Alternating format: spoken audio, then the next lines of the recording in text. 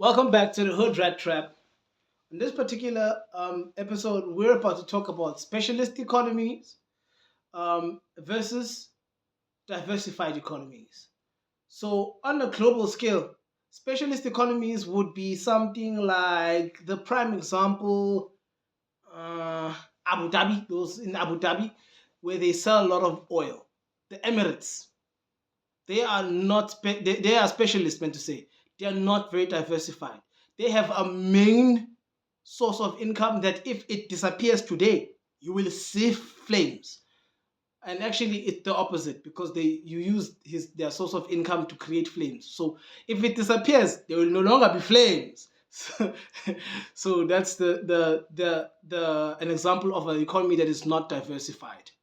For instance, if you look at China, their economy seems to have been diversified, but in reality, it also isn't because they're currently experiencing a crash ish, a minor crash, or how can I say, a large drawdown. Yes, a large drawdown in their economic output because of a big slowdown in their what is this called? Construction sector, and what is the other sector called?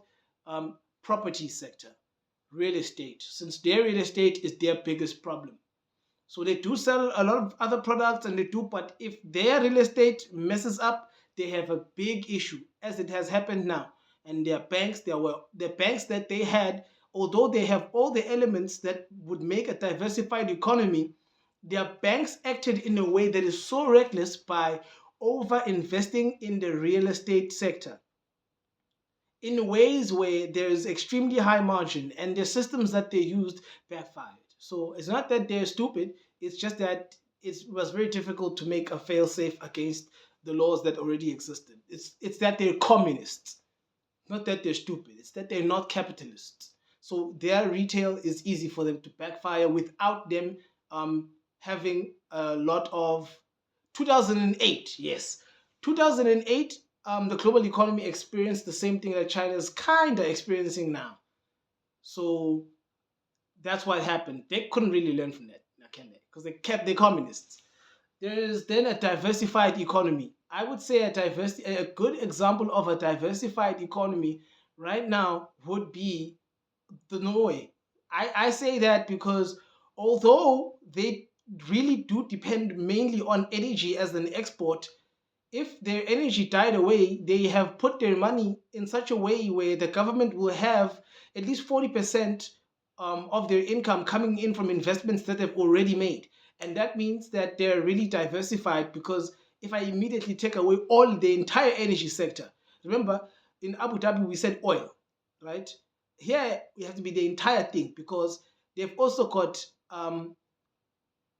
power from water, the reservoirs.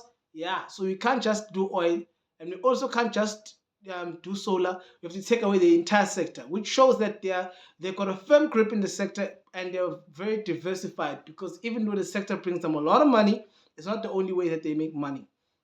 That's not the only one that's very diversified. Diversification tends to be present in sectors that have a lot of services. So, first world countries are all generally diversified, even though they can be impacted a lot and badly by the general market, the global economy. For instance, in Europe right now, a lot of the economies are diversified and well developed, but the problem is they have a shortage in energy